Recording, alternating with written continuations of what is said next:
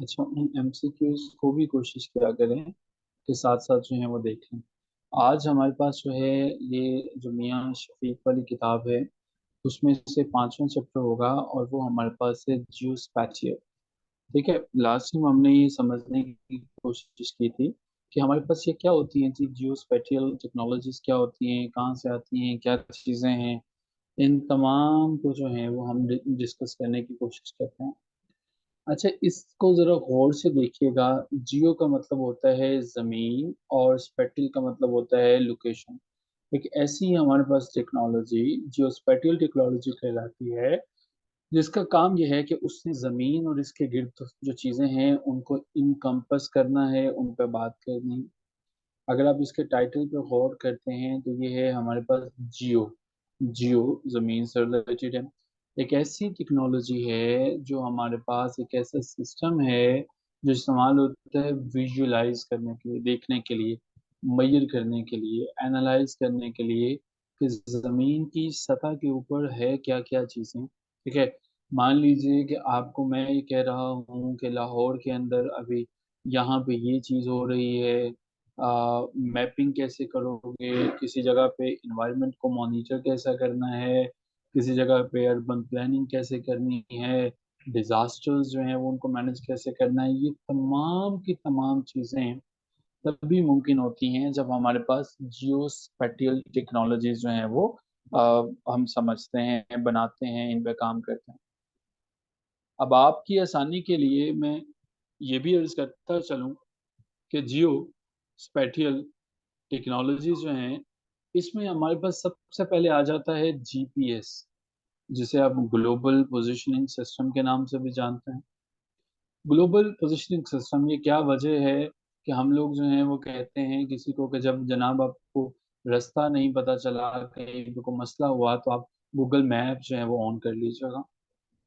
क्या वजह है कि हम लोग जो है वो गूगल मैप पे जाके जो है वो जब MOCC लिखते हैं तो हमें एक लोकेशन मिलती है, वहाँ पे उसका टाइम ड्यूरेशन सारी की सारी चीज़ें आ रही होती हैं। जियो स्पेटियल हमारे पास जो है वो पर्टिकुलर हमारे पास जो है वो टेक्नोलॉजी है जो कि हमें मदद देती है चीज़ें ज़मीन के ऊपर कैसे होंगी, मैपिंग कैसे होगा, इन्वायरमेंट को मॉनिटर कैसे करोगे, डिजास्टर मैनेजमेंट कैसे होगा, इन तमाम चीज़ों को देख हमारे पास जब हमें प्रिसाइज डिटर्मिनेशन करनी होती है लोकेशन, वो हमारे पास जियो स्पेटियल टेक्नोलॉजी में जीपीएस है। इसकी मुख्तलिफ एप्लीकेशंस हैं और उनमें हमारे पास जीपीएस सारे पहले से हैं। अब जीपीएस जो है ये काम कैसे करता है, जियो स्पेटियल टेक्नोलॉजी में सबसे पहले जीपीएस आ जाता है। जीपीएस जो है वो इसको समझते हैं। मान लीजिए कि आप सब जो हैं वो कश्मीर के अंदर जो है वो चले जाते हैं। कश्मीर में जाने का आपको इत्तेफाक होता है, एक माउंटेन रेंज है, आप समझते हैं कि मुझे मुश्कपुरी टॉप पे जाना है, मुझे दीदकोट के पहाड़ों पे जाना है, कहीं ना कहीं पे आपको जाना है। सो रिमोट माउंटेनिंग रेंज है आपके पास। अब वहां पे आप जो है वो ये चाहते हैं कि कहीं ऐसा ना हो कि हम कहीं पे माउंटेन्स के अंदर रास्ता गुम हो जाए और गुम जाए। अब जब आपको ये चीजें देखनी है तो वहां पे आपको मदद मिलती है जीपीएस से।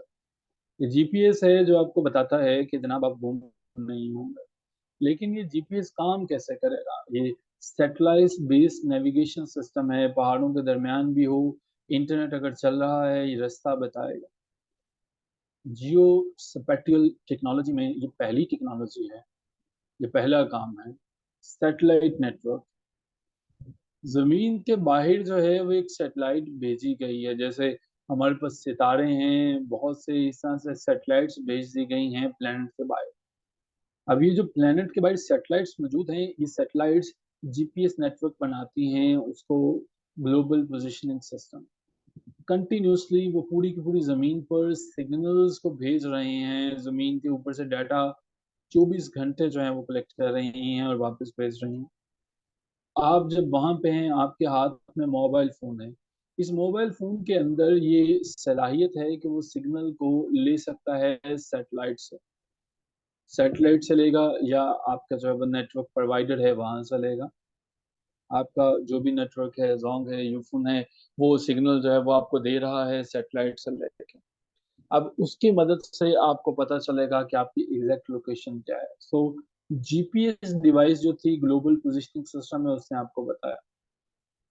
जो सैटेलाइट है, जब आपने उससे पूछा कि मैं इस वक्त कहाँ पे मौजूद हूँ, तो सैटेलाइट ने उसका सिग्नल आपको बता दिया। उसने बता दिया कि जमीन के ऊपर ये सिग्नल मुझे यहाँ से मिल रहा है और इसको इंसानों ने इस जगह का नाम दे रखा है। हमारे पास जब हम इनको देखते हैं तो ये सारे का सारा प्रोसेस जो है वो ट्राइलेटरेशन जो है वो कहलाता है। ट्राइलेटरेशन ट्राइलेटरेशन का मतलब ये है कि हमारे पास तीन तरह की सैटेलाइट्स जो हैं वो इस्तेमाल में आती हैं। जब आप अपना फासला या गूगल मैप से लोकेशन देखते हो, तीन तरह से। पहले आपकी जीपीएस डिवाइस जो है वो आपकी एग्जैक्ट लोकेशन को देखती है, कैलकुलेट करने की कोशिश करती है। फिर उसके बाद जो है वो दूसरी सैटेलाइट से कांटेक्ट करती है और वो सैटेलाइट को डाटा भेजती है। फिर सैटेलाइट जो है वो डाटा वापस आपको ट्रांसमिट करता है, इससे इसको ट्राइलेटरेशन कहा जाता है। ये हमारे पास जो है जीपीएस डिवाइस आपको आपकी एग्जैक्ट लोकेशन बताती है कि लैटिट्यूड इतना है, लॉन्गिट्यूड इतना है, सारी की सारी चीजें बताती है। तो ये हमारे पास जीपीएस है, जो कि जीपीएस ग्लोबल पोजिशनिंग सिस्टम है।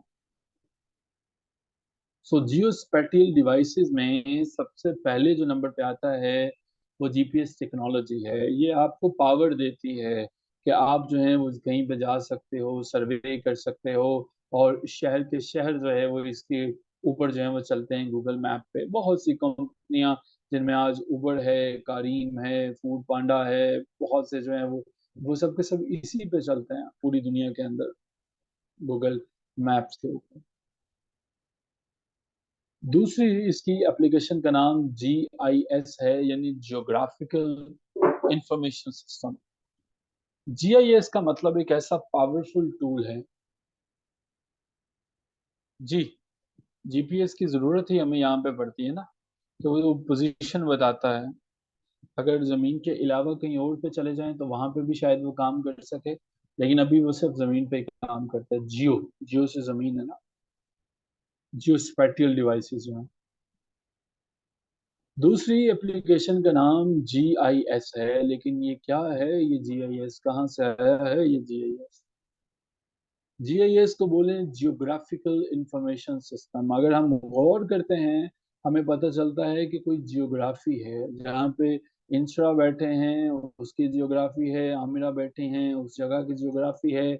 मुझे अगर मालूमात नहीं है कि नईम जहाँ पे बैठा है उस खत्ते के बारे में पूछना है, मैं मैप को इस्तेमाल करूंगा, सैटेलाइट को इस्तेमाल करूंगा, गूगल अर्थ को इस्तेमाल करूंगा, और फिर डाटा जो है वह हासिल करने की कोशिश करूंगा। हमारे पास ये जो शहर के शहर प्लान किए जाते हैं वो जियोग्राफिक इंफॉर्मेशन सिस्टम के तहत किए जाते हैं, लेकिन फर्क क्या है जियोग्राफिकल इंफॉर्मेशन सिस्टम में और जीपीएस में? देखिए, इमेजिन कीजिए कि आप जो है वो सीएसएस के बाद एक जगह पे तशरीफ फरमा है और आपको एक सिटी जो है वो प्लान करनी है।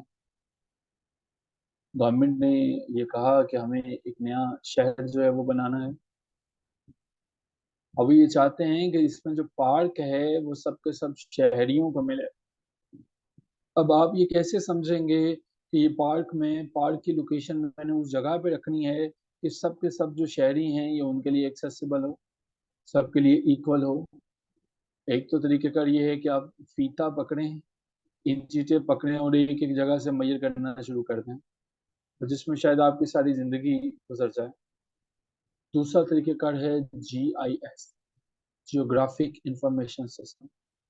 इसमें आपने क्या किया, सबसे पहले आपने ज़मीन, मुझे पाकिस्तान के अंदर शहर सियालकोट के अंदर बनाना है, मुझे उस सिटी की इंफॉर्मेशन मैं लूंगा मैप से, सैटेलाइट से इमेजेस लूंगा, और उस शहर की सैटेलाइट से मैं तस्वीरें लेने की कोशिश करूंगा। मेरे पास एक विजुअल रिप्रेजेंटेशन आ जाएगी कि ये एरिया है कैसे।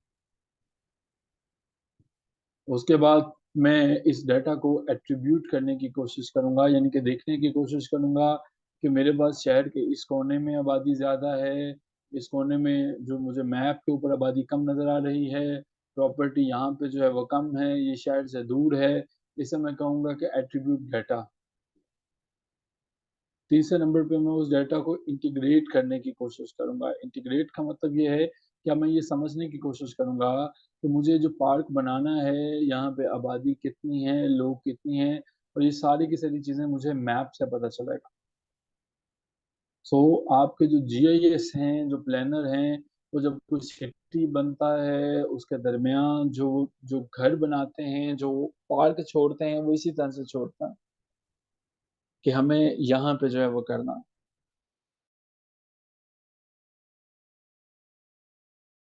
डेमोग्राफिक एनालिसिस, मैप के ऊपर जहाँ पे घर होते हैं वो घर नजर आ रहे होते हैं, ये भी देखा जाता है कि कहाँ पे हमारे पास है वो ये काम करेंगे और कहाँ पे हम लोग जो है वो इससे गुरेज करेंगे।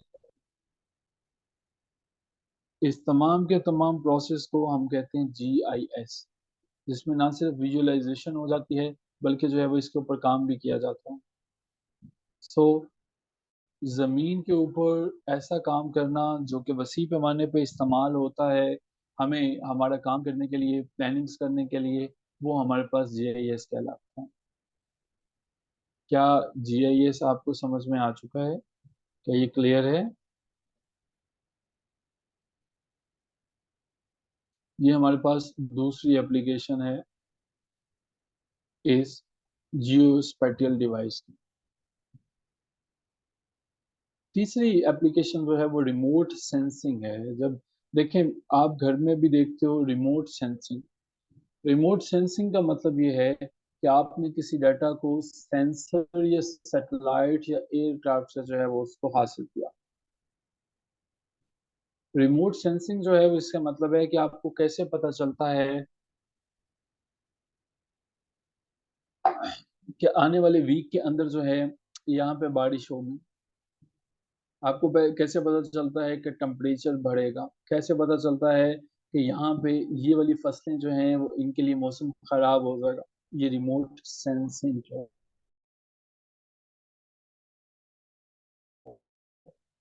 रिमोट सेंसिंग हमें बताती है। लेकिन तीन एप्लीकेशन मैंने आपको बताई हैं इसकी। पहली एप्लीकेशन हमारे पास जीपीएस है, दूसरे नंबर पे जीआईएस है, और तीसरे नंबर पे रिमोट सेंसिंग है। लेकिन कभी हमने ये सोचा ये सारी की सारी चीजें काम कैसे करती हैं? आखिर कहीं ना कुछ साइंटिफिक कोई चीजें तो इन्वॉल्व होंगी इनके दरमियान, और ये चीजें कहलाती हैं। पूरे ध्यान से लेक्चर अटेंड कीजिएगा, मैं देखना चाहूंगा कि कितने लोग ऐसे हैं आप में से जिन्हें चीजें अभी कभी याद हो जाती। अभी जो है वो थोड़ी टेक्निकल बातें हो जाएंगी। मैडम इंस्टा राजपूत साहिबा, आप अमूमन लेक्चर के दौरान जो हैं वो सो जाते हैं, आपने बताया, तो प्लीज अटेंटिव होकर देखिएगा। इलेक्ट्रोमैग्नेटिक रेडिएशन जो है, ये सारी के सारी जो चीजें हैं ये हमारे पास एक वजह है, और वो है इलेक्ट्रोमैग्नेटिक रेडिएशन। अब इलेक्ट्रोमैग्नेटिक का मतलब है कि एक ऐसी चीज, मैग्नेटिक बचपन में खेला करते थे, जिस दौर के हम बचपन में गुजरा करते थे, तब जो है वो कहा जाता था कि लोहे को चलती हुई ट्रेन के नीचे रख दो, वो मकनातीस बन जाएगा। क्या आपने भी कभी अपने बचपन में ये सुना?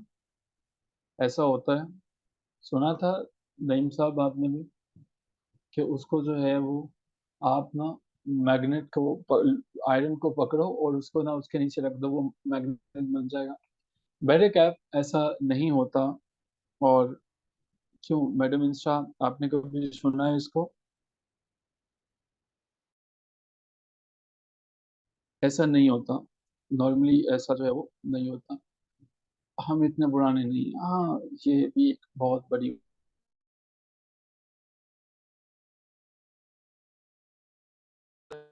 प्राइम मिनिस्टर सदर सब मौजूद हैं लेकिन नजर नहीं आते, उनकी पावर नजर नहीं आती। इसी तरह से ये ऐसी रेडिएशंस हैं, ये मौजूद हैं लेकिन नजर नहीं आती। इलेक्ट्रोमैग्नेटिक रेडिएशंस को हम ईएम कहते हैं।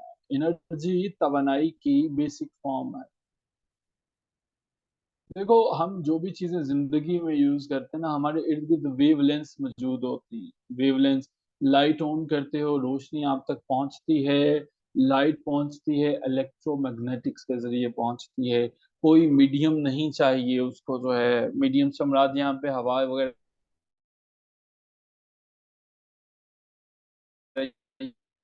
ये नहीं है। मीडियम से मुराद चीजें, आप मोटरवे पे जा रहे हो, बड़ी लंबी जो है वो दूर सड़क है, वहां पे भी रेडियो की वेव्स आएंगी। माइक्रोवेव है, शुआएं निकलती हैं, खाना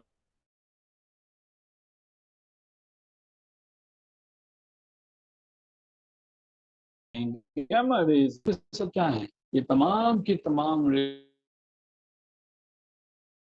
कहलाती हैं इलेक्ट्रोमैग्नेटिक। यही समझा कि ये हैं क्या क्या। अब इनकी कुछ वेवलेंथ्स होती हैं और इनकी कुछ प्रॉपर्टीज हैं। इलेक्ट्रोमैग्नेटिक रेडिएशंस एनर्जी की वो वाली किस्म है जो मुख्तलिफ वेवलेंथ्स में पाई जाती है, जैसा कि लाइट, रेडियो वेव्स, माइक्रोवेव और एक्सरेज वगैरह। सबसे पहले हमारे पास आ जाता है एम्पलीट्यूड। एम्पलीट्यूड एम्पलीट्यूड का मतलब होता है साइज। देखो, मैंने एक बहुत बड़ा बल्ब जो है वो ऑन किया। एक बच्चा था, उसको पेपर दिया और पेपर पे लिखा हुआ था, बेटा इस सवाल पे रोशनी डालें। उसने लिखा था, सर मुझे पूरे नंबर देना, मैं बल्ब के बिल्कुल नीचे बैठा हुआ हूँ, इससे ज्यादा रोशनी कोई नहीं डाल सकता। तो हमने भी उसको जो है बहुत ज्यादा नंबर दे दिए, पूरा 100 दिया, लेकिन 1.00। सो रोशनी जो है वो, ये रोशनी जो है आपके पास आती है, लेकिन ये रोशनी आने की वजह क्या है? एम्पलीट्यूड कहते हैं साइज। एम्पलीट्यूड साइज को कहते हैं। साइज जो है वो किसी चीज की साइज कितना है। कोई ढोल बजा रहा है, अगर आप ढोल वाले के पास खड़े हो, कानों के पर्दे फट जाए, वो उस्ताद गा रहे हो। सो एम्पलीट्यूड का मतलब साइज होता है। समंदर के करीब खड़े हो, लहरें आपके पाँव से आकर टकरा रही हैं, छोटा छोटा सा उनका जो है वेवलेंथ छोटी होगी, एम्पलीट्यूड छोटा होगा, मजा करोगे। लेकिन जब बड़ी आएंगी तो फिर आप कहोगे, ओ ये तो हमारे पास जो है वो बिजराए आ गया, ये तो बहुत बड़ी सुनामी आ गई। याद रखोगे कि हाईएस्ट पॉइंट जो होगा एम्पलीट्यूड का, उसे क्रस्ट कहते हो, लोएस्ट पॉइंट को ट्रफ कहते हो। मैं इसे मजीद एक्सप्लेन करता हूँ। देखो, इमेजिन करो, एक म्यूजिक कंसर्ट हो रहा है, और ये म्यूजिक कंसर्ट उस्ताद चाहत फतेह अली खान साहब का है। अब उस्ताद चाहत फतेह अली खान साहब आपका पसंदीदा गाना जो है वो गा रहे हैं, जो आपने उनसे रिक्वेस्ट की है। अगर तो आप स्पीकरों के करीब हैं, तो आपके कानों के पर्दे फाड़ डालेगी जो उस्ताद की आवाज है, कि आप जो है उन पे ज्यादा दबाव था, दूर हैं तो कम है, इसका मतलब है कुछ ना कुछ गड़बड़ है। जब आप उसके पास थे तो इसका मतलब है कि एम्पलीट्यूड ज्यादा था, साउंड वेव्स का साइज ज्यादा था, इंटेंसिटी ज्यादा थी। सो इंटेंसिटी को, साइज को एम्पलीट्यूड कहा जाता है। जितना ज्यादा कोई वेवलेंथ बड़ी होगी, उसका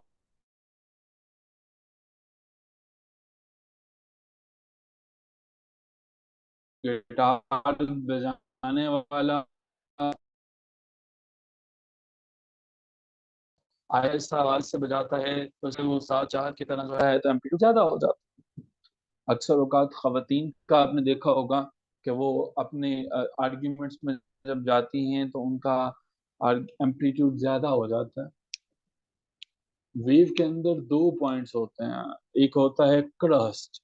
जब जो है वो हमारे पास आवाज कुछ इस तरह से आती है, अगर आप आवाज को रिकॉर्ड करो ना, व्हाट्सएप पे मैसेज रिकॉर्ड करो, तो इसी तरह से होता है ना, कहीं पे ऊंचा कहीं पे नीचा। देखते हो आता है कि नहीं आता आपके पास व्हाट्सएप पे ऑडियो मैसेज जो है वो आता है ना?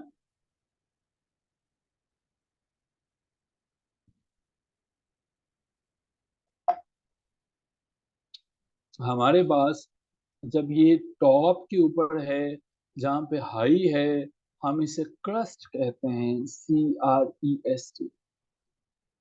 ये पॉइंट हमारे पास क्रस्ट है, और जहाँ पे जो है वो ट्रफ कहलाता है। ये वाला पॉइंट ट्रफ कहलाता है, ये क्रस्ट कहलाता है। जहाँ पे एम्पलीट्यूड टॉप पे है वो क्रस्ट है, और जहाँ पे एम्पलीट्यूड नीचे है वो ट्रफ है।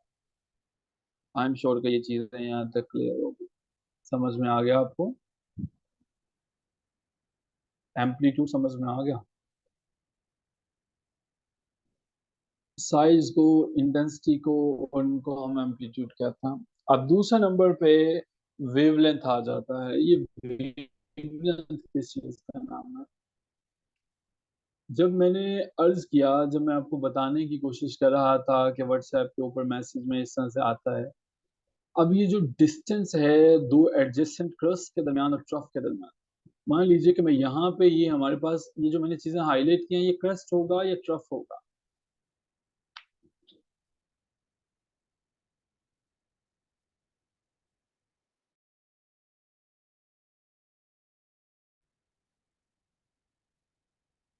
ये हमारे पास क्रस्ट होगा। इन दोनों के दरमियान ये जो डिस्टेंस है, ये हमारे पास वेवलेंथ कहलाता है। ये जो डिस्टेंस है, ये वेवलेंथ कहलाएगा। समझ में आया? ये वेवलेंथ कहलाएगा। चलो मैं आपको एक डेली लाइफ एग्जांपल देता हूँ। इमेजिन करें कि दुनिया के गम बुलाने के लिए आप साहिल समंदर पे चले जाते हो, आप वहां पे जाते हो, लेकिन साहिल पे जाने के बाद भी आप गाना सुन रहे हो उस्ताद चाहत फतेह अली खान। अब गाना सुन, जोशे खताबत आता है, आपकी रूह जो है वो वहां पे एंजॉय करते करते थोड़ा और आगे चले जाते हो, और देखते हो कि कुछ लहरें जो है वो साहिल से आके टकराती।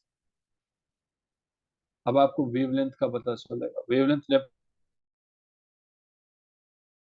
डेफिनेशन, वेवलेंथ जो है वो डेफिनेशन ये है कि दो एडजेसेंट क्रस्ट या ट्रफ के दरमियान जो हमारे पास फर्क होता है, जो फासला होता है, वो वेवलेंथ का। मैं ऑलरेडी बता चुका हूँ कि क्रस्ट क्या होता है। जो हाईएस्ट पॉइंट है वो हमारे पास क्रस्ट कहलाएगा, और जो लोएस्ट पॉइंट है वो हमारे पास जो है वो क्या कहलाएगा? वो हमारे पास जो है वो ट्रफ कहलाएगा। वेवलेंथ को मेजर करने के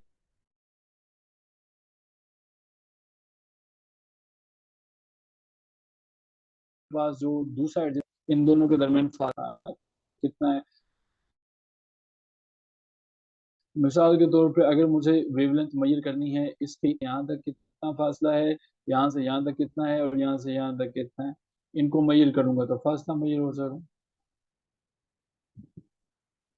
आप देखते हो कि वेवलेंथ जो होती हैं, इनके अंदर एक रिपीट करने वाला पैटर्न है। सो वेवलेंथ जो है दो क्रस्ट या दो ट्रफ के दरमियान जो है वो एक फासला है। अब हमारे पास तीसरे नंबर पे बात आ जाती है फ्रीक्वेंसी। देखो, जब हम फ्रीक्वेंसी की बात करते हैं, फ्रीक्वेंसी का मतलब ये है कि किस तरह से और कितनी ज्यादा जो है वो वेव्स पैदा होती हैं एक सोर्स से, पर सेकंड में। एक सोर्स से कितनी ज्यादा जो है वो वेव्स पैदा होती हैं। अब एक जो है वो इसको मेजर करने का तरीका, इसे हम हर्ट्ज में मेजर करते हैं, और ये हमें बताते हैं कि जनाब इनके दरमियान जो रिलेशनशिप है वो V is equal to F lambda से हम जो है वो शो करते हैं, जहाँ पे एफ फ्रीक्वेंसी है, वेवलेंथ लैम्बडा है, और वेलोसिटी जो है वो V है। कितना अच्छा होता मैं कहता और समझ में आ जाता। नहीं आएगा। इमेजिन करते हैं। इमेजिन करो कि एक दिन आपने गर्मियों में अपने घर के बाहर बैठे वापडा वालों को गालियां दे रहे हो कि वो लाइट ले गए हैं।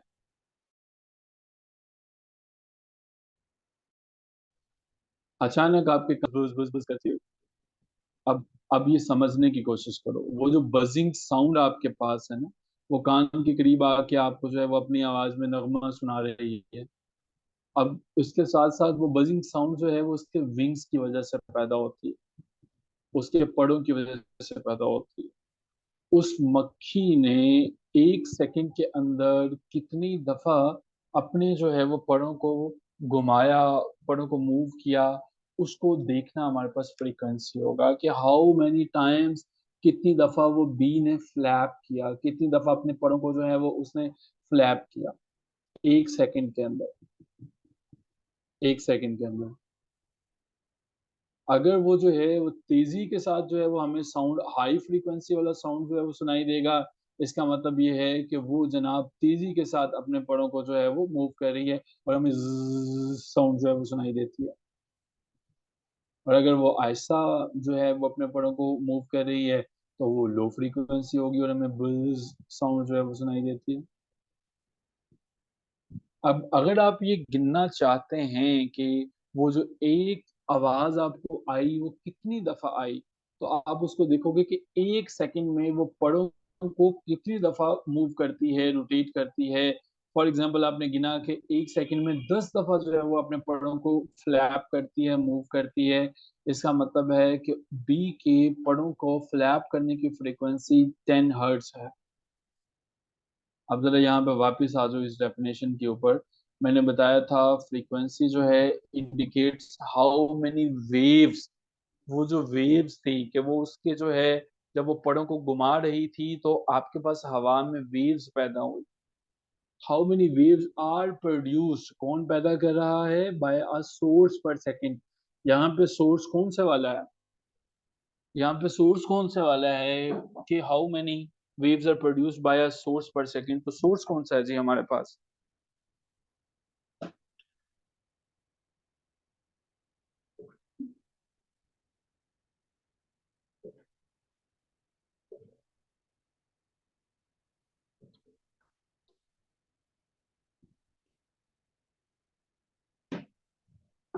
सोर्स हमारे पास जो है वो बी है। बी जो है वो कर रही है। नहीं, आपको समझ नहीं आई, आमिरा आपको नहीं पता चला।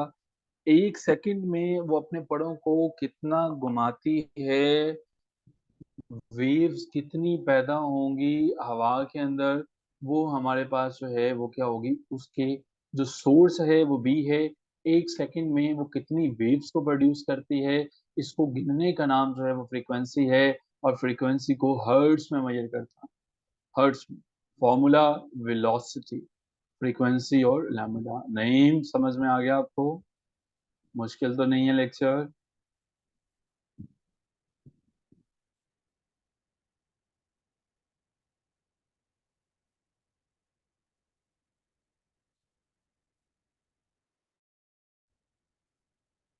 हमारे पास नेक्स्ट जो है वो है ये इलेक्ट्रोमैग्नेटिक वेव्स को हम डिस्कस कर रहे थे। इनकी कुछ हमारे पास जो है वो, हाँ इसमें सब कुछ है, इसमें वायु भी शुरू हो जाएगी। हमारे पास जो है जनाब की प्रॉपर्टीज हैं कुछ इलेक्ट्रोमैग्नेटिक वेव्स की। सबसे पहले तो ये है कि अगर हमने ये देखा कि हम रेडियो सुनते हैं रोजाना जिंदगी में, हम, मैं तो जिस दौर से हूँ तब तो रेडियो ही चला करता था। आज भी आपको पता है कि बुढ़ापे के आयाम में रेडियो सुनना जो है वो, तो इस पार्ट को निकाल दो। अच्छा, ठीक है। तो, रेडियो को जो है वो सुनना बड़ा अच्छा लगता है। स्पीड ऑफ लाइट, मान लीजिए मैं एक ऐसे कमरे में बैठा हुआ हूँ जहाँ पे बिल्कुल कोई भी सिग्नल नहीं आ रहे हैं। सिग्नल कैसे आएंगे, वो वैक्यूम है, वहां से सारी की सारी हवा को निकाल दिया गया है और मैं जो है वो ऑक्सीजन के सिलेंडर से सिर्फ सांस ले रहा हूँ। अब जो इलेक्ट्रोमैग्नेटिक वेव्स यहाँ पे कमरे में मौजूद होंगी वो मौजूद रहेंगी, लेकिन इनकी स्पीड कितनी हो जाएगी, 3 × 10 की पावर 8 पर सेकेंड। यानी कि जितनी रफ्तार से रोशनी आएगी उतनी ही रफ्तार से ये जो हमारे पास जो है वो इलेक्ट्रोमैग्नेटिक वेव्स होंगे। इनकी ये पहली प्रॉपर्टी है, पहली इनकी खासियत है। दूसरे नंबर पे इनको कोई मीडियम नहीं चाहिए। मोटरवे के ऊपर या कहीं पे भी आपको रेडियो सुनते हुए वो मीडियम नहीं चाहिए होता। मैकेनिकल वेव्स वो वेव्स होती हैं जिनको कोई ना कोई मीडियम चाहिए होता। ये जो साउंड वेव्स हैं इनको कोई मीडियम नहीं चाहिए होता। ये वैक्यूम से जा सकती हैं, ये मीडियम से जा सकती हैं, उनको कोई भी फिजिकल सब्सटेंस नहीं चाहिए होता। याद है, अब आपका जमाना तो वो वाला जमाना होगा कि जिसमें हम लोग जो है वो एक चाय का कप, जो डिस्पोजेबल कप होता था, इस कप को जो है वहां से एक स्ट्रिंग के साथ, रस्सी के साथ अटैच कर लेते थे। यहाँ से कुछ किसी ने बोलना तो दूसरी तरफ आवाज आया करती थी। कुछ ये आपने ऐसा कुछ सुना देखा अपने बचपन में, या ये भी नहीं देखा? कभी ऐसा था? चलें, मुबारक हो, फिर आप ज्यादा पुराने नहीं हैं। ऐसा तो देखा क्यों मैडम मिश्रा, आप भी ऐसे टेलीफोन बनाया करते थे। अब ये जो साउंड एक जगह से दूसरी जगह जाती है, क्या मुझे बताएं कि इसमें मीडियम कोई इन्वॉल्व हो रहा है? ये जो साउंड थी, क्या कोई मीडियम इन्वॉल्व होता है या नहीं होता? मीडियम कोई है? हाँ मीडियम है, इसका मतलब है ये मैकेनिकल वेव्स हैं। लेकिन साउंड वेव्स में हमारे पास जो है वो इलेक्ट्रोमैग्नेटिक वेव्स हैं, वो ट्रैवल करते हैं, उन्हें फिजिकल सब्सटेंस की जरूरत नहीं पड़ती है। अब ऐसा तो नहीं है कि हर गाड़ी के अंदर एक तार लगी हुई है कि आप जहां पे भी जाओगे ये रेडियो की तार है, ये चलती रहेगी, ऐसा नहीं है। ट्रांसवर्स नेचर जो है ये हमारे पास जो है ट्रांसवर्स नेचर की होती हैं। अब ये ट्रांसवर्स नेचर क्या है, इसको हम समझने की कोशिश करते हैं। देखो, इमेजिन करो कि आप जो है वो एक अच्छा खासा सनी डे है, सूरज निकला हुआ है, और आप जो है वो कहीं बैठे हुए हो अपने गार्डन में। आप वहां से देखते हो अचानक से सूरज की एक सीधी जो है लाइन आती है, बीम आती है, और आके आपको जो है वो आपकी किताब पढ़ रहे हो उससे टकराते हैं। ये जो बीम ऑफ लाइट है, ये जनाब हमारे पास बताती है transverse nature of electromagnetic waves. ये हमें बताने की कोशिश करती है कि ये इलेक्ट्रोमैग्नेटिक वेव्स जो हैं ये ट्रांसवर्स हैं। लेकिन सर ये है क्या ट्रांसवर्स, हमें ये समझ में नहीं आया। ट्रांसवर्स हमारे पास वेव्स वो वाली वेव्स होती हैं जो कि बिल्कुल सीधी जो है वो डायरेक्शन में आती हैं आमिरा, इंशा और नहीं, जो बिल्कुल सीधी, यानी कि जिस तरह से वो कोई अगर किसी जगह से, पता है किसी घर के अंदर कोई चीज अगर टूटी हो तो वहां पे सूरज की रोशनी सीधी सी आती है, डायरेक्शन ऑफ प्रोपगेशन बिल्कुल सीधा होता है। अब ये जो वेव है इसके अंदर ऑस्किलेशन हो रही होती है। ऑस्किलेशन मींस कि ये जो है वो एक ही सीरीज में रहेगी, उसी सीरीज में जो है वो आ रही है, और जिस सीरीज में आ रही है उसी में आपके पास जो है वो आके टकरा रही है। यहाँ पे वेव के अंदर जो हमारे पास छोटे छोटे इलेक्ट्रोमैग्नेटिक्स हैं, वो मूव तो कर रहे हैं, लेकिन वो एक ही पैटर्न के अंदर जो है वो करते चले जा रहे हैं।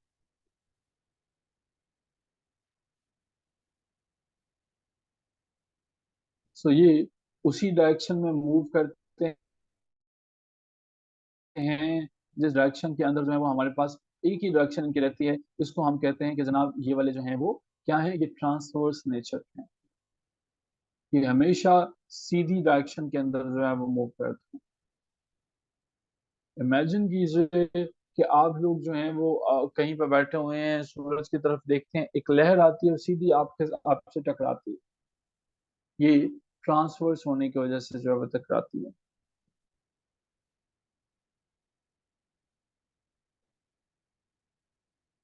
ये इनकी थर्ड वाली जो है वो क्वालिटी थी।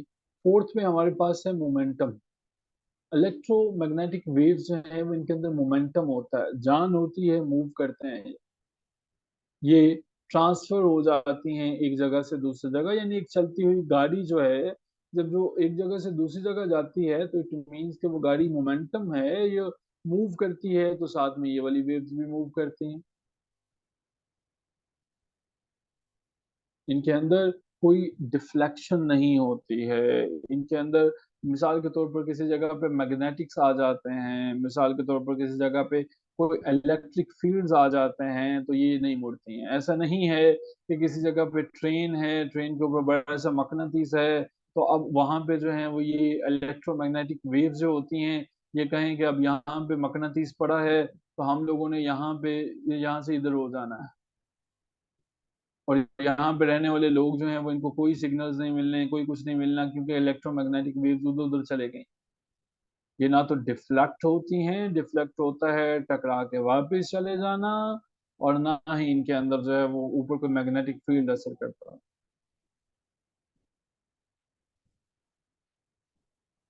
हमारे पास ये डिफ्रैक्शन और इंटरफेरेंस तो जो है वो शो करती हैं। अब समझने की कोशिश करते हैं डिफ्रैक्शन और इंटरफेरेंस होती क्या है। इमेजिन कीजिए कि आप जो हैं वो एक साहिल के किनारे पे हो।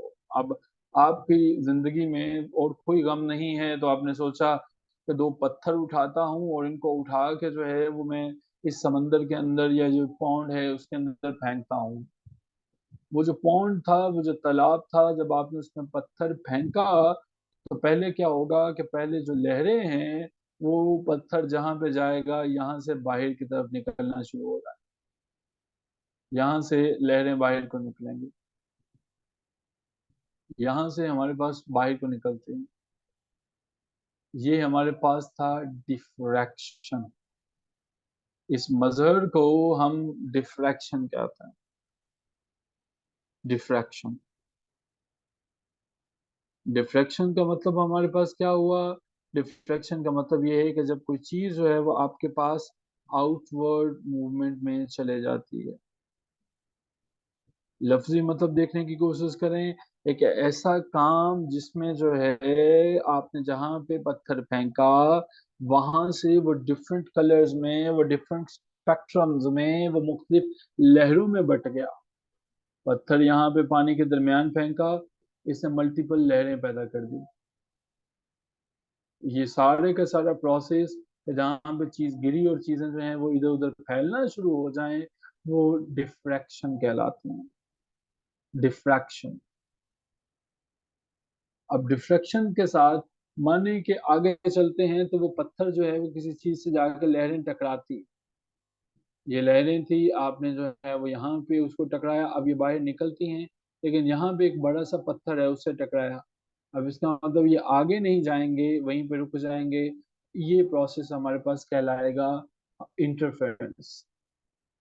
तो हमारे पास इलेक्ट्रोमैग्नेटिक वेव जो हैं, ये डिफ्रैक्शन और इंटरफेरेंस को शो करती है। ठीक है, क्या ये आपको समझ में आ गया?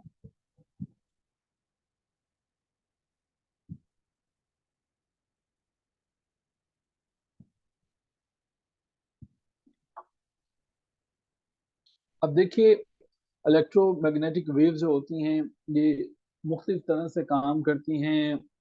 हमारी अमली जिंदगी में मल्टीपल जो हैं वो इनके इस्तेमालात हैं। मिसाल के तौर पे अगर हम बात करना चाहें तो सबसे पहले हमारे पास जो है वो रेडियो वेव्स आ जाता है।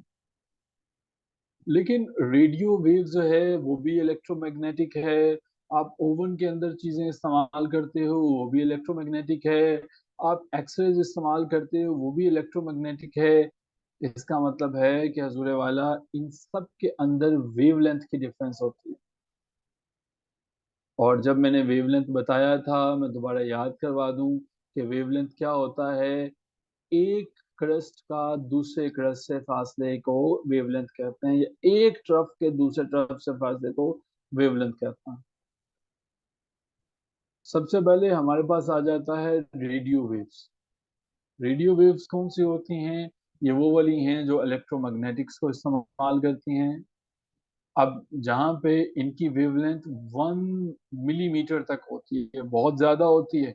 इसका मतलब ये है कि कई किलोमीटर तक जा सकता है ये रेडियो वेव्स जो है वो हमारे पास।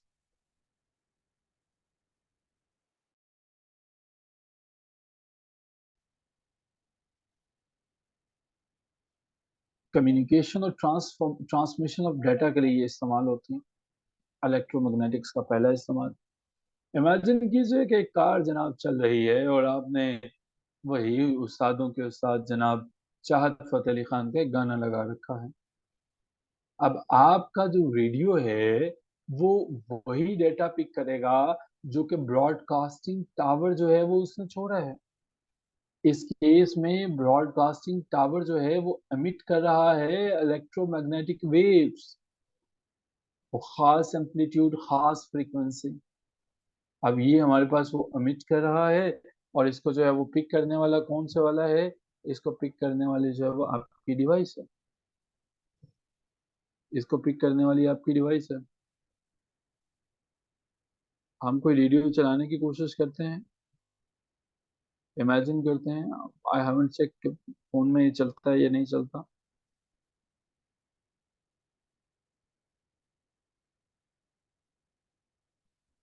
सो मुझे तो ये कोई भी शो नहीं कर रहा। अच्छा जी, खैर, coming back to the topic, आपके फोन में रेडियोज हैं तो चेक कीजिएगा। सो हमारे पास जो है ये एक ऐसा पर्टिकुलर जो है वो सेल फोन जो है वो पिक करते हैं, और सेल फोन जो है वो बड़े अच्छे रिसेप्टर्स होते हैं रेडियो वेव्स को पिक करने के। सो रेडियो वेव्स जो है वो ये पिक करते हैं, और जनाब हमारे पास ये रेडियो वेव्स नाम है इनका, नहीं असल में तो इलेक्ट्रोमैग्नेटिक वेव्स है ना। देखो, जो टावर है ना, वो टावर हमारा जो है, अब आपको मोबाइल फोन पे इंटरनेट क्यों चलता है? कैसे चलता है मोबाइल फोन पे? ये जो टावर वाले भाई साहब जो हैं, ये आपको इलेक्ट्रोमैग्नेटिक वेव्स देते हैं।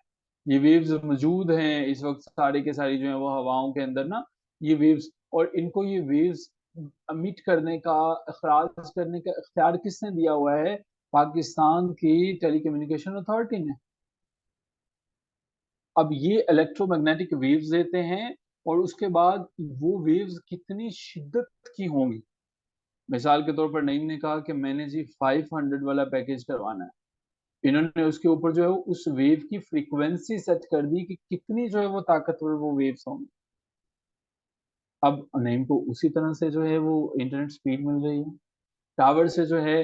इन्होंने, एक बंदे ने जो है वो बड़ा कोई हैवी पैकेज ले लिया जिसके अंदर जो है पर मंथ कोई पैकेज हुआ, और वो पैकेज में फॉर एग्जांपल हमारा कोई नॉर्मली 2000 पे चल रहा होता है, कोई जो जीएसएम पे होता है। तो अब उसमें क्या होता है कि जो इन्होंने डाटा दिया, अब उनकी स्पीड जो है वो मिनिमम 30 Mbps/सेकंड होती है। उस ताकत से इलेक्ट्रोमैग्नेटिक वेव्स जो है वो मिलती हैं और फोन रिसीव करता है। जब जो है कोई गरीब किस्म का शख्स हमारे पास नई सब पैकेज करवाता है, और उसको कहते हैं कि सारा दिन इंटरनेट यूज करो, वो क्यों करें? उनको जो सबसे थक्कर लोअर क्लास जो इलेक्ट्रोमैग्नेटिक वेव्स हैं वो अलॉट कर दी जाती हैं कि ये लो। अब उसने पैकेज किया, फॉर एग्जांपल वो कहते हैं जी मैंने ये डेली पैकेज जो है वो मैंने लगा लिया। अब डेली पैकेज का मतलब ये है कि फोन के अंदर जो सिम है, उसने इजाजत दे दी फोन को कि ये जो चार किस्म की वेव्स चल रही हैं इनमें से तुम यही वाली पिक कर सकते हो। दूसरे वाली पिक कर भी लेगा तो उन पर डाटा चलेगा ही नहीं। वो क्योंकि सिम जो है वो कंप्लायंस नहीं कर रही, और सिम जो है वो कंट्रोल की जा रही है, उसका जो नेटवर्क है उनकी सेटिंग्स जो है वो इस तरह से। आई एम श्योर कि ये क्लियर हो गया आपको। इसी तरह से जब आपका डेटा पैकेज 4G है, आप यहाँ पे है 5G है, तो आप यहाँ पे हर एक की, आपने क्यों सुना होगा, ये ऐसा क्यों है कि जी कुछ जगहों पे जो है वो 3G नहीं चलता, कुछ जगहों पे 2G चलता है, हमारे इलाके में 3G नहीं आता। क्यों नहीं आता? 4G नहीं आता, क्यों नहीं आता? उसकी वजह यह है कि वहां के टावर जो हैं उनको इस काबिल नहीं बनाया गया कि वो इलेक्ट्रोमैग्नेटिक वेव्स को अमिट कर सका। जब 3G, अभी तक वो 2G की वेव्स को इमिट कर रहे हैं, जब वो 3G की वेव्स को इमिट करना शुरू होंगे तब आपके पास वो चलेगा। इसी तरह से जो टेलीविजन हैं ये सारे के सारे, हमारे पास ये भी अपने अपने जो हैं वो इलेक्ट्रोमैग्नेटिक वेव्स को इमिट करते हैं। ये वेव्स जो हैं वो एक घोड़े की तरह हैं, मान लीजिए कि एक गाड़ी की तरह है। अब आपके पास जो है वो टेलीविजन है, आपने अपना टीवी चैनल बनाया है, मान लीजिए जियो न्यूज के आप मालिक हैं। अब आपने वो वाले सिग्नल्स एमिट करने शुरू कर दिए, वो वाले सिग्नल्स। मेरे पास जो है रेडियो स्टेशन है, मैंने वो वाले सिग्नल्स एमिट करना शुरू कर दिए। क्यों कहा जाता है कि हमारी फ्रीक्वेंसी इस पे सेट कर लीजिए? समझते हैं? आपने अक्सर सुना होगा कि इस फ्रीक्वेंसी पे जो है वो फलां चैनल आपको मिलेगा। सुना है कभी आपने? उसकी मतलब ये है कि वो वेव्स मौजूद हैं, हम उसको 98.5 पे जो है वो छोड़ा हुआ है। आप भी जब इस फ्रीक्वेंसी पे आओगे तो ये मिल जाएगा 92.7 एफएम। ये क्या है 92.7 एफएम? ये इसका मतलब ये है रेडियो 104। ये क्या है? ये फ्रीक्वेंसी। क्या ये क्लियर हुआ आपको? दूसरे नंबर पे बता तो दें क्लियर हुआ कि नहीं हुआ? सो गए हैं? सो तो नहीं जाते आप लोग?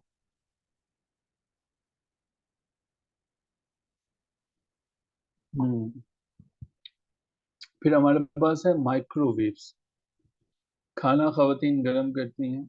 अब वो कैसा है, वो शुआओं के अंदर क्या ऐसी जो है वो चीज है कि वो फौरन से खाना गर्म कर देता है? ऐसा कुछ भी नहीं है उनके अंदर। तो वेवलेंथ जो होती हैं, माइक्रोवेव में हम वो वाली इलेक्ट्रोमैग्नेटिक वेव्स यूज करते हैं जिनकी वेवलेंथ छोटी होती है।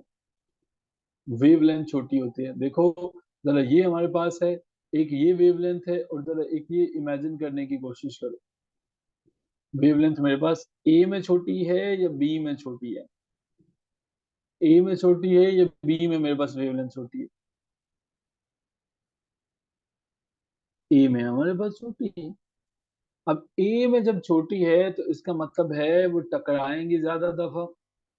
यही होता है माइक्रोवेव ओवन में, जब आप जो है वो क्या करते हो, वेदर रिडार के अंदर जो है वो टकराती हैं, इतनी तेजी से टकराती हैं कि चीजों को गर्म कर देती हैं।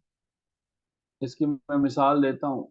ये होता क्या है कि आपने जब जो है वो खाना रखा, मान लीजिए कि आपने चावलों की प्लेट को गर्म करना है, उसको माइक्रोवेव के अंदर रखा। माइक्रोवेव ने उसको गर्म नहीं करना, माइक्रोवेव ने उसके अंदर जो पानी मौजूद है आपकी खुराक के अंदर उसको जज़ब करना, उसको एब्जॉर्ब करने की कोशिश करना। अब अब्जॉर्ब जब करता है तो वो चावल जो हैं वो आहिस्ता आहिस्ता मूव करते हैं, वो वाइब्रेट करते हैं, और इतनी तेजी से वाइब्रेशन हो रही होती है कि वो हीट अप हो जाते हैं। अगर आप अपने हाथों को अभी जरा मोबाइल फोन को छोड़ के, ये लिखना छोड़ के, जरा हाथों को गर्म रब करें, जरा हाथों को रब करना शुरू करें आहिस्ता आहिस्ता। अभी तो हम उस तरह से कर भी नहीं पाएंगे ना जिस तरह से ये हमारे पास इलेक्ट्रोमैग्नेटिक वेव्स हैं। हाथों को रब करें, जरा बताएं उसके बाद कि क्या ये गर्म हुए हैं, क्या ये गर्म हुए हैं हाथ जो हैं वो, अभी आप सिर्फ रब करना शुरू हो जाए, क्या ये हॉट होते हैं? और अभी आप महसूस करेंगे जब आप इनको रब करते रहेंगे, एक स्टेज वो आएगी कि आप कहेंगे बस ये तो बहुत ज्यादा गर्म हो गया।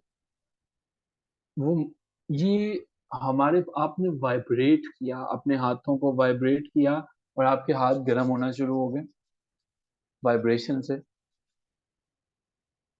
वाइब्रेशन में। सो इस तरह से ये हमारे पास जो है ये इलेक्ट्रोमैग्नेटिक वेव्स जो है वो गर्म। हमारे जमाने में इंफ्रारेड भी हुआ करता था। इंफ्रारेड ब्लूटूथ से पहले की टेक्नोलॉजी है, आप तो उन दिनों में नहीं हुआ करते थे। मोबाइल फोनों के अंदर जो है इंफ्रारेड का फीचर आया करता था। इनकी जो वेवलेंथ थी वो 710 नैनोमीटर से 1 मिलीमीटर तक हुआ करती थी। एक मोबाइल फोन को दूसरे मोबाइल फोन के साथ अटैच करते थे तो चीजें जो है वो शेयर होती थी। इसमें भी इंफ्रारेड लिखा होता था, इसमें भी इंफ्रारेड लिखा होता था। इंफ्रारेड से मतलब ये है कि जब हमने एक फाइल को दूसरी तक शिफ्ट किया, ट्रांसफर किया, तो हमारे पास जो है वो चीजें शिफ्ट होती हैं। नहीं, ये इंफ्रारेड पहले की टेक्नोलॉजी है, ब्लूटूथ बाद में है। इमेजिन करें कि आप जो हैं वो जनाब बाहर बैठे हैं सर्दियों की किसी शाम में, और अब आप जो हैं वो अपने हीटर को कंट्रोल कर रहे हैं एक रिमोट के साथ। आपका रिमोट टेलीविजन का, एसी का एक सिग्नल भेजता है और वो हीटर उसको पिक करता है। ये एसी, हीटर, ये कैसे चलते हैं? ये इस तरह से चलते हैं जब एक खास किस्म की इलेक्ट्रोमैग्नेटिक वेव को इमिट किया जाता है और दूसरे के अंदर जो है वो डिवाइस इंसर्ट की है तो उसने उसको जो है वो पढ़ना है, उसको रीड करना है, उसको वसूल करना है। सो जब कभी भी आप टेम्परेचर एसी का बढ़ाते हो, कम करते हो, आप इंफ्रारेड टेक्नोलॉजी को इस्तेमाल कर रहे हो। आखिरी हमारे पास जो है वो विजिबल लाइट होता है।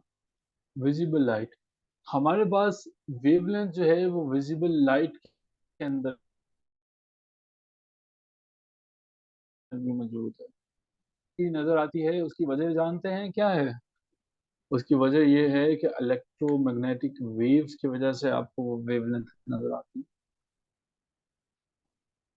किसी दिन खड़े होकर देखिएगा, सूरज की रोशनी को देखने की कोशिश कीजिएगा, आपको पता चलेगा कि उसके अंदर जो कलर्स आपको नजर आते हैं उनकी वजह क्या है। कोई वॉल पेंटिंग अगर हम देखने की कोशिश करते हैं तो वो हमारे पास क्या है, इसको हम जो है wall painting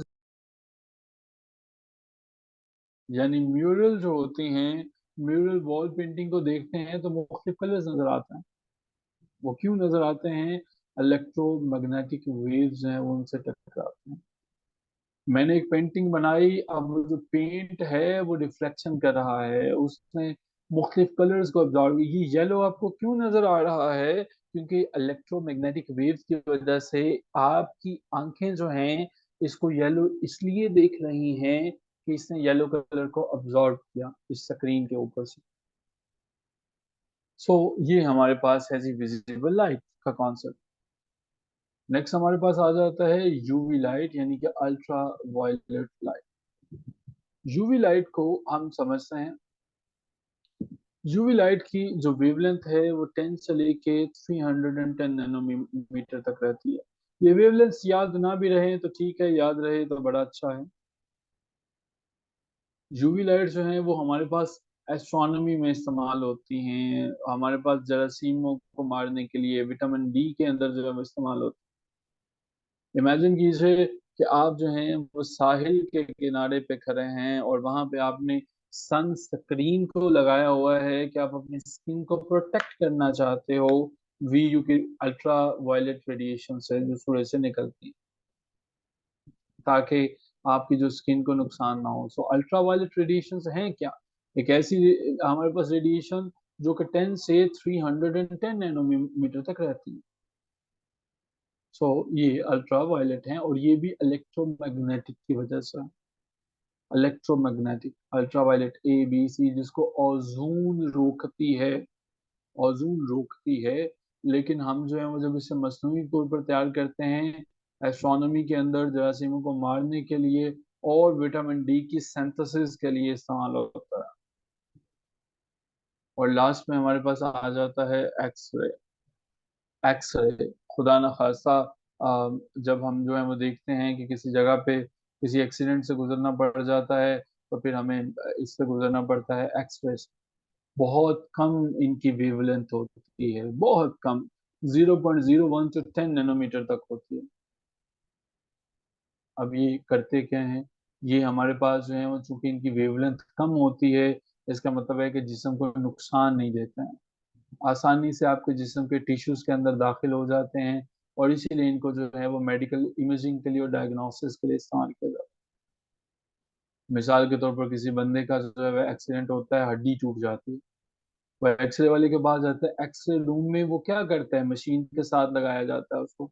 machine x raise, ये वाली रेज अमिट करती हैं 0.01 से 10 नैनोमीटर, उसके ऊपर लिखा होता है मशीन के ऊपर कि ये जो है वो इतनी पावर की वेवलेंथ अमिट करेगी।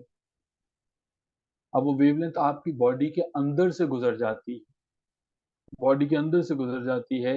और जब वो बॉडी के अंदर से गुजरती है तो वो सारे का सारा इमेज दूसरी तरफ आ जाता है।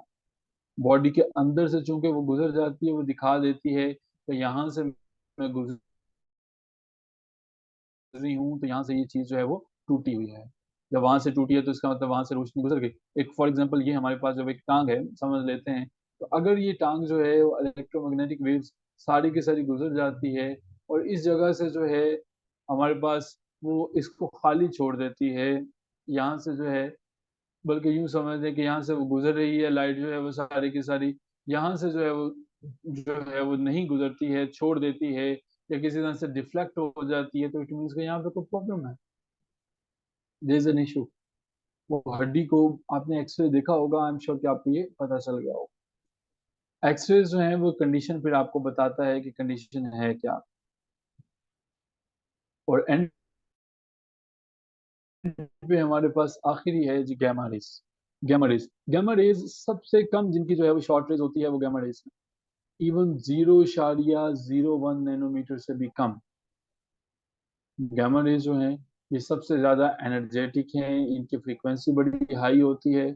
गामा रेज जो है वो न्यूक्लियर रिएक्शंस के अंदर जो है वो इस्तेमाल होते हैं मेडिकल ट्रीटमेंट में। एग्जांपल देखिए, आप समझने की कोशिश करें कि एक साइंटिस्ट है जो कि लैब में काम कर रहा है, लैब के अंदर काम करते हुए वो ये जब देखते हैं कि स्टरलाइज करना है, अपने इंस्ट्रूमेंट्स को जरासीमों से बचाना है, तो वो बचाने के लिए जनाब उसको स्टरलाइजेशन से गुजारेंगे। सो इंस्ट्रूमेंट्स को साफ करने के लिए, स्टरलाइजेशन से गुजारने के लिए इस प्रोसेस को हम जो है इस्तेमाल करते हैं गैमा रेज। एक कंट्रोल डोज जो है वो गामा रेज की वो इमिट की जाती है और वो हमारे पास जो है वो इनको मार देती है, ये जो जरासीम होते हैं खत्म हो जाते हैं। सो ये हमारे पास गामा रेज का यूज। क्या यहाँ तक चीजें आपके पास क्लियर हैं?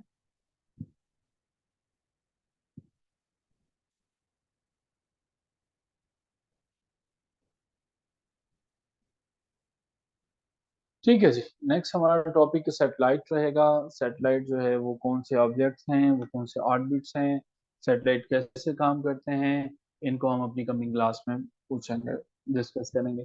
कोई यहाँ तक कोई क्वेश्चन है, कोई पॉइंट है जो पूछना चाहें, तो I am available for that question.